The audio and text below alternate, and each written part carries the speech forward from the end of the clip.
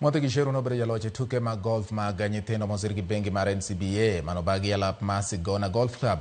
Mwathi Gicheru loyo Peter Gadhongo e kidieny mar jotugo ma yawuoyi ma hikgi ni piny mantiere kind 13 gi 14.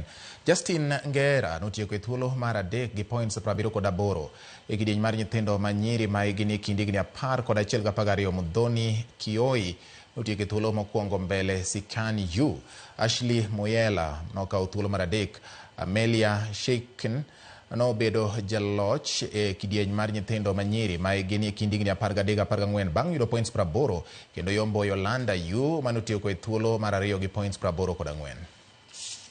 Try getting to second instead of just going for 4th, 3rd, all the way to 1, because I see I'm getting better with how I'm playing, and it also depends on the course sometimes, because I have favorite courses and least favorite. So yeah, this is one of my favorite. This is the best course I've played so far.